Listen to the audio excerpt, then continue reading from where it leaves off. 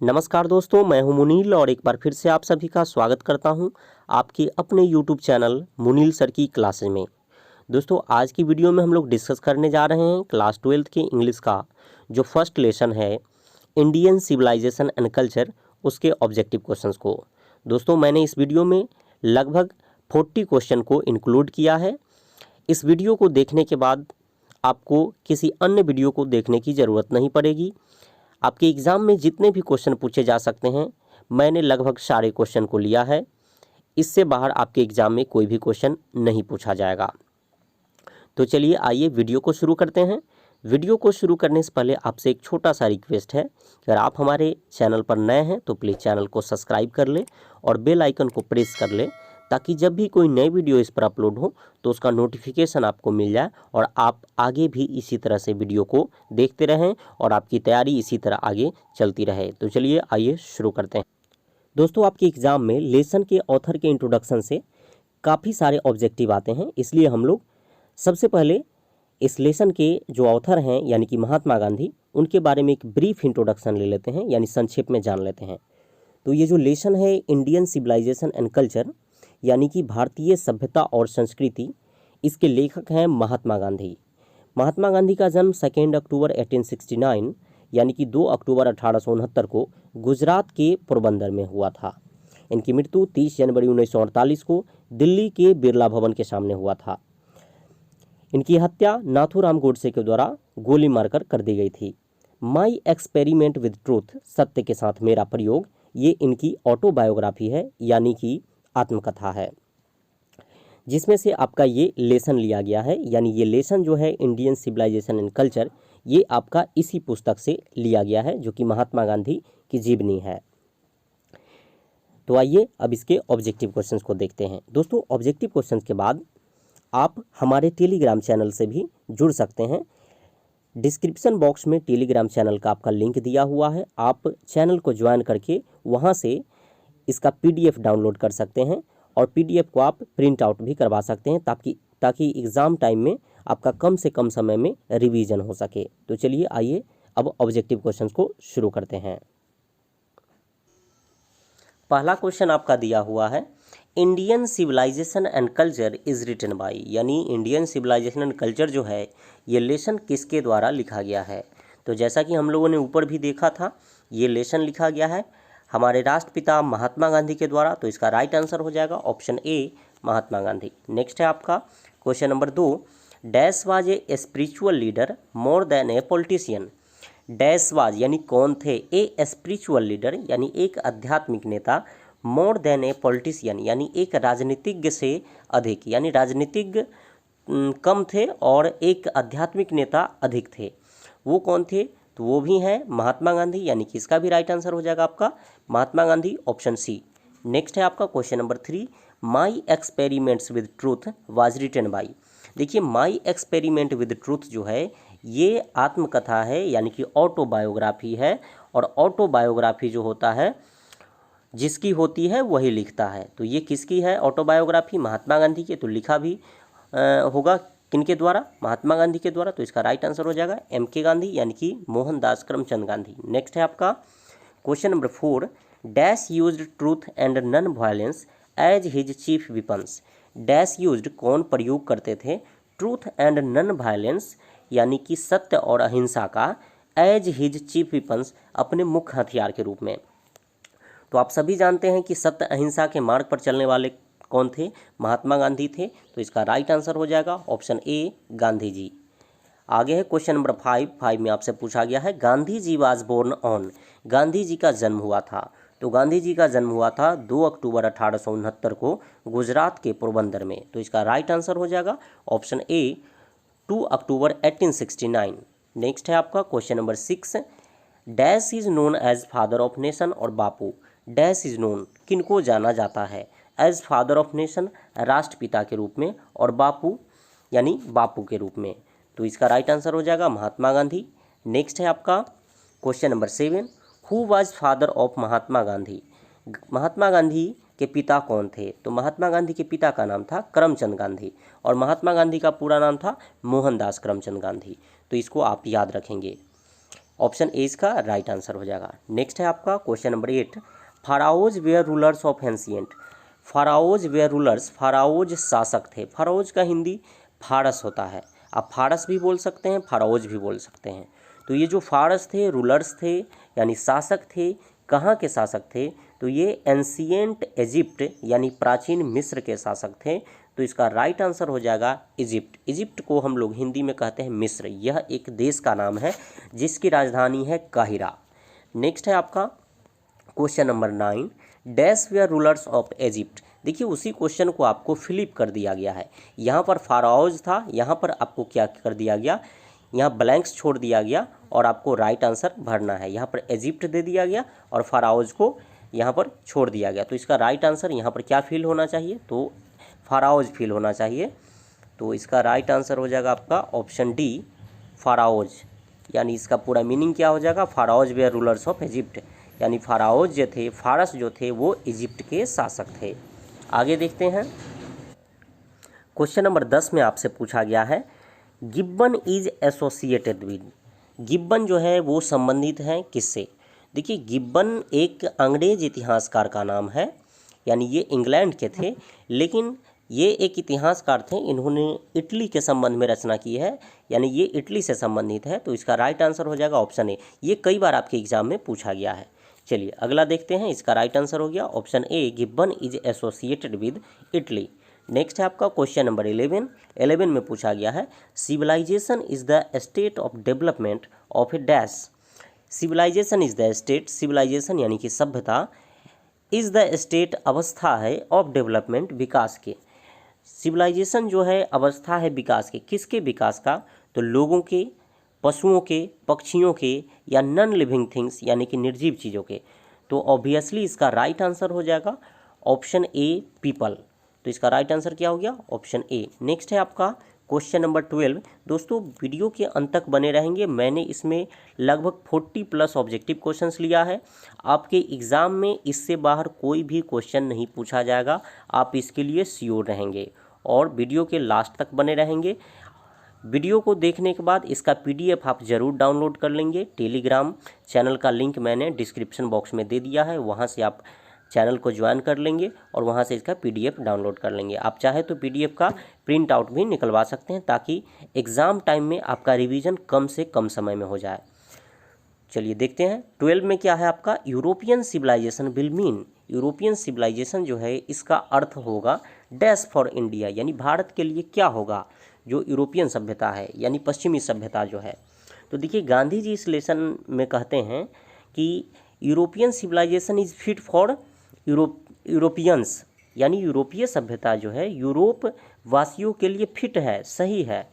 But it will be रूइन for India, लेकिन यह भारत के लिए बर्बादी साबित होगा। तो इसका राइट आंसर क्या हो जाएगा, रूइन हो जाएगा। यानी यूरोपियन सभ्यता जो है भारत के लिए क्या साबित होगा, बर्बादी साबित होगा। ऑप्शन डी इसका राइट आंसर हो जाएगा।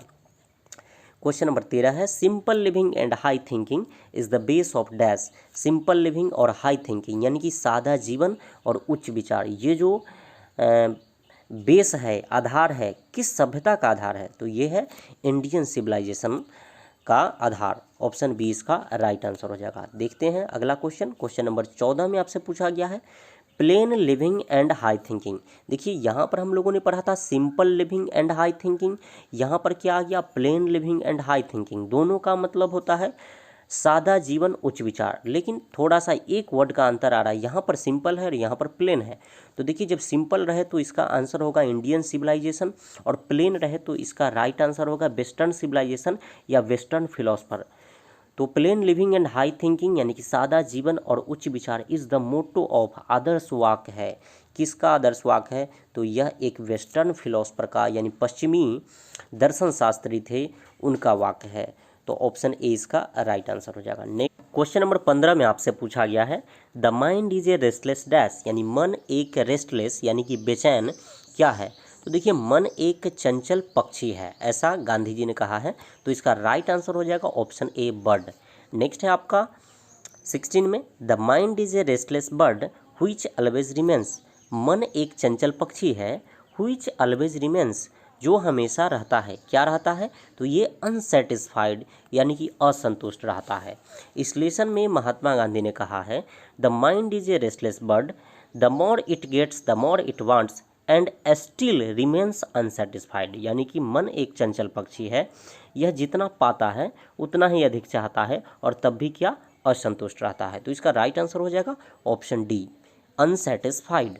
नेक्स्ट है question number 17, the people of Europe यानी कि यूरोप के लोग लर्न देयर लेसन यानी कि अपना पाठ सीखते थे फ्रॉम द राइटिंग ऑफ यानी कहाँ के लेख से, तो ये सीखते थे ग्रीस और रोम।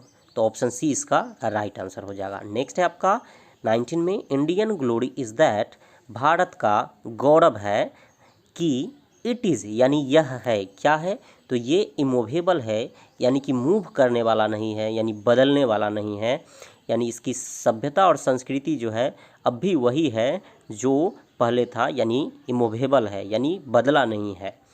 तो इसका राइट आंसर हो गया ऑप्शन ए, इमूवेबल। नेक्स्ट है आपका question number 20, sacrifice is the sole aim of our dash, यानी सेक्रीफाइस यानी कि त्याग, the sole aim of our dash यानी हमारे किसके इकलौता जो लक्ष्य थे वो था त्याग बलिदान, तो वो थे हमारे ऋषि मुनियों के, यानी इसका राइट आंसर हो जाएगा ऑप्शन ए, ऋषि। नेक्स्ट है आपका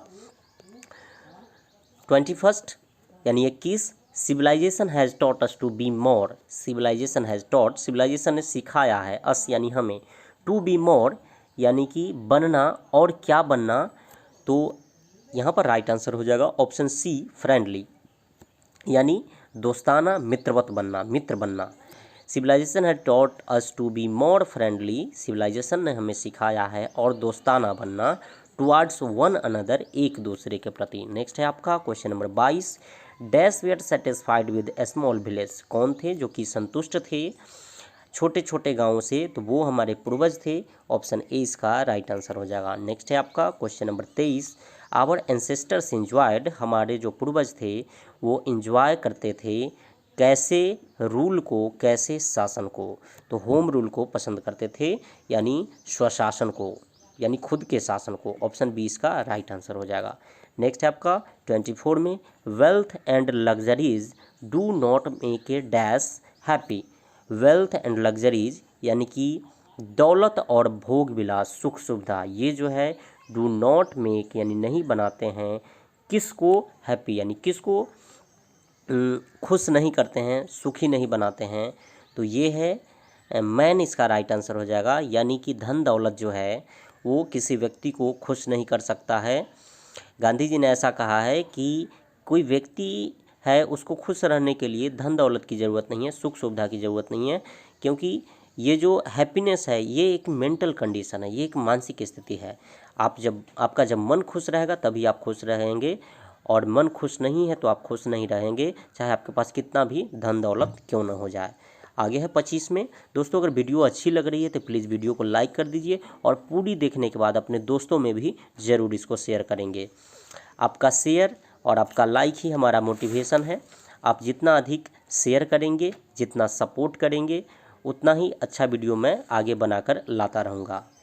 25 में क्या पूछा गया है, 25 में है आपका, dash is dead against blind imitation of western civilization, dash is dead, कौन है जो कि मारे गए, against blind imitation of western civilization यानी पश्चिमी सभ्यता के अंधभक्ति के खिलाफ, यानी उसके खिलाफ रहते हुए क्या उनकी मृत्यु हो गई, यानी हमेशा वे खिलाफ ही थे, तो ये ऐसा कौन थे, गांधी जी, ऑप्शन बी इसका राइट आंसर हो जाएगा। नेक्स्ट है आपका 26 में, our ancestor dissuaded us from, dissuaded का मतलब होता है आपका मना करना, मना ही करना, आवर एंसेस्टर्स डिसवेडेड अस, हमारे पूर्वज हमें मना करते थे, फ्रॉम किससे मना करते थे, तो वो हमें मना करते थे लग्जरीज एंड प्लेजर से, यानी जो भौतिक सुख सुविधा है उन सब चीज़ों से मना करते थे, कहते थे कि अपने हाथों का इस्तेमाल करो, पैरों का इस्तेमाल करो, मशीन का गुलाम मत बनो, आलसी मत बनो।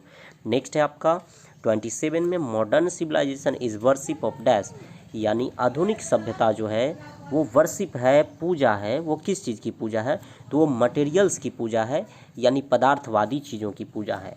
नेक्स्ट है आपका 28 में, Gandhi ji went to Champaran in dash, Gandhi ji Champaran गए थे, कब गए थे, तो वो 1917 में यानी कि 1917 में, आप सभी को पता होगा, आपने 10th में भी पढ़ा होगा कि 1917 में गांधी जी ने बिहार के चंपारण जिला में चंपारण सत्याग्रह, जो नील्हे किसान थे, तिनकठिया पद्धति के विरोध में किया था चंपारण सत्याग्रह।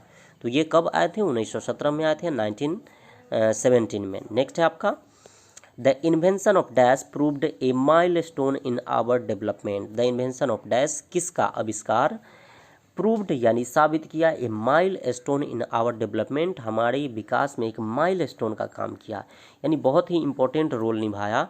वो कौन है? तो वो है इन्वेंशन ऑफ एग्रीकल्चर, यानी कि कृषि का आविष्कार। नेक्स्ट है question number 30, Mahatma Gandhi wrote different articles for dash. Mahatma Gandhi ने लिखा डिफरेंट आर्टिकल्स, यानी अनेक आर्टिकल्स लिखा, किस अखबार के लिए लिखा था? तो इन्होंने लिखा था यंग इंडिया के लिए। ऑप्शन डी इसका राइट आंसर हो जाएगा। नेक्स्ट है आपका 31 का, civilization points out to man, यानी सभ्यता जो है वो पॉइंट्स आउट यानी कि दर्शाता है, वो क्या दर्शाता है किसी व्यक्ति का? तो ये दर्शाता है द पाथ ऑफ ड्यूटी, यानी कर्तव्य का जो रास्ता है वो दिखलाता है सभ्यता हमें। नेक्स्ट है आपका 32 का, happiness is a largely A dash, यानी खुशी जो है लार्जली यानी बृहद रूप से क्या है? तो यह एक मेंटल कंडीशन है। मैंने पहले भी आपको बताया है कि गांधी जी क्या कहते थे कि हैप्पीनेस यानी खुशी जो है एक मानसिक स्थिति है, मानसिक अवस्था है। तो ऑप्शन ए इसका राइट आंसर हो जाएगा। नेक्स्ट है आपका 33, the tendency of Indian civilization is to elevate dash. Tendency का मतलब होता है प्रवृत्ति, यानी प्रवृत्ति किसका? तो इंडियन सिविलाइजेशन का। टू एलिवेट यानी बढ़ाना, उजागर करना, वो किस चीज़ को बढ़ाने के लिए है? इसकी प्रवृत्ति जो है भारतीय सभ्यता की वो क्या है? तो इसकी प्रवृत्ति है मॉरल वैल्यूज, यानी कि नैतिक मूल्य जो है उसको बढ़ाने का काम करता है भारतीय सभ्यता। नेक्स्ट है 34 का, Indian civilization is dash. Indian civilization जो है वो क्या है? तो ये है based on belief in God, यानी ईश्वर में विश्वास के प्रति विश्वासों पर आधारित है ये भारतीय सभ्यता, यानी इसमें देवी देवताओं को काफ़ी माना गया है। नेक्स्ट है 35 में, आवर फोरफादर्स। फोरफादर्स का मतलब होता है पूर्वज। हमारे पूर्वज डिड नॉट इन्वेंट मशीनरी, मशीनों का आविष्कार नहीं किया था, बिकॉज क्यों? तो देखिए हमारे पूर्वजों ने मशीनों का आविष्कार नहीं किया था क्योंकि वो जानते थे कि जब मशीन का आविष्कार होगा तो ये लोग क्या होंगे कि मशीन का इस्तेमाल करेंगे और खुद का हाथ पैर जो है वो इस्तेमाल नहीं करेंगे, जिससे क्या होगा, इनकी सेहत खराब होगी और इनकी मृत्यु बहुत ही पहले हो जाएगी, यानी कि आयु कम जाएगी। तो एक तो कारण क्या था कि this would have made us lazy, ये हमें क्या बना देते, आलसी बना देते। और दूसरा कारण क्या था? दूसरा कारण है दे न्यू, वे जानते थे, वी वुड बिकम स्लेव, हम लोग इसके गुलाम हो जाएंगे, मशीनों के गुलाम हो जाएंगे। और देखा भी जाए तो हम लोग मशीनों के गुलाम हो चुके हैं। जैसा कि खुद का अगर आप एग्जाम्पल ले तो आप में से लगभग सभी विद्यार्थी होंगे जो अगर थोड़ा देर भी अगर मोबाइल नहीं देखते होंगे तो उनका मन नहीं लगता होगा। तो ये सब क्या है? ये सब स्लेवरी है, एक गुलामी है।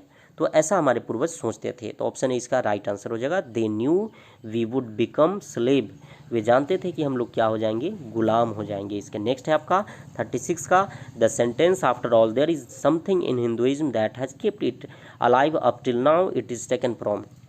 बोला जा रहा है कि द सेंटेंस यानी ये जो सेंटेंस है, आफ्टर ऑल आखिरकार, देयर इज समथिंग यानी कुछ तो है, इन हिंदुइज्म हिंदुत्व में, that has kept it alive till now, जो इसे अब तक जीवित रखा है, इट इज़ टेकन फ्रॉम, ये लिया गया है, किस लेसन से लिया गया है? तो ये इसी लेसन से यानी कि इंडियन सिविलाइजेशन एंड कल्चर से लिया गया है। तो इसका राइट आंसर हो जाएगा ऑप्शन सी। नेक्स्ट है आपका क्वेश्चन नंबर 37 में है, Gandhi ji died at the hands of fanatic of dash. Gandhi ji मारे गए द हैंड्स ऑफ फैनेटिक यानी एक कट्टर व्यक्ति के हाथों मारे गए। कब मारे गए थे ये बताना है। तो ये मारे गए थे 30 जनवरी 1948 को। तो ऑप्शन सी इसका राइट आंसर हो जाएगा। नेक्स्ट है आपका question number 38, I believe that the civilization India has evolved is not be beaten in the world is from. I believe, मैं विश्वास करता हूँ, दैट कि the civilization India has evolved यानी वह सभ्यता जो भारत ने विकसित किया है is not to be beaten, यानी पराजित नहीं होगी, इन द वर्ल्ड यानी संसार में, इज़ फ्रॉम ये लिया गया है, किस लेसन से ये लाइन लिया गया है, तो ये लाइन भी आया है इसी लेसन में, यानी इसका राइट आंसर हो जाएगा आपका क्या, Indian civilization and culture, option A.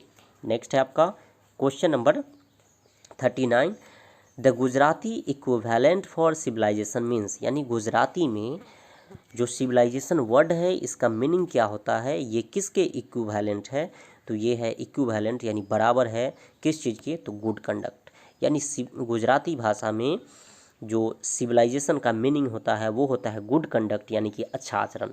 Next है आपका question number 40, the charge against Indian people, charge का मतलब होता है आरोप, अगेंस्ट मतलब खिलाफ, इंडियन पीपल यानी भारतीय लोगों के खिलाफ क्या आरोप है, तो जो विदेशी लोग हैं, फॉरेनर कंट्री के जो लोग हैं वो हमें क्या कहते हैं, वो हमें अज्ञानी कहते हैं, असभ्य कहते हैं, और कहते हैं कि जिद्दी है, एक ही सिविलाइजेशन से चिपका हुआ है, थोड़ा सा भी बदलाव अपने में नहीं लाता है। तो इसका राइट आंसर क्या होगा, इसका राइट आंसर होगा अनसिविलाइज्ड, इग्नोरेंट एंड स्टॉलिड, यानी कि ऑप्शन ए इसका राइट आंसर हो जाएगा। नेक्स्ट है आपका जो कि आज का लास्ट क्वेश्चन है 41 में क्या कहा गया है, our forefathers saw that, हमारे पूर्वजों ने देखा कि किंग्स एंड देयर स्वर्ड्स, यानी राजा और उनके तलवार, वेयर इन्फीरियर टू, यानी लघुतर थे यानी छोटे थे, किसके छोटे, द स्वर्ड्स ऑफ एथिक्स, यानी सदाचार के तलवारों से, यानी गांधी जी क्या कह रहे हैं कि हमारे पूर्वज जो थे वो जानते थे कि एक राजा और उसके तलवार और उसकी तमाम शक्तियाँ जो है वो सदाचार के तलवार के आगे क्या है, छोटी है, कुछ भी नहीं है। तभी तो राजा जो थे वो ऋषि मुनि की पूजा करते थे, चाहे कितना ही शक्तिशाली राजा क्यों ना हो, वो ऋषि मुनि को प्रणाम करते थे, उनके सामने झुक जाते थे। ये किसकी शक्ति है, तो ये शक्ति है सदाचार की, यानी कि द स्वॉर्ड ऑफ एथिक्स की पावर है। तो दोस्तों आज का वीडियो कैसा लगा आप कमेंट करके ज़रूर बताएंगे, और प्लीज़ वीडियो को लाइक करें, अपने दोस्तों में शेयर करें, ताकि मुझे आगे वीडियो बनाने का मोटिवेशन मिलता रहे। तो चलिए मिलते हैं अगले वीडियो में, तब तक जय हिंद, जय भारत, वंदे मातरम।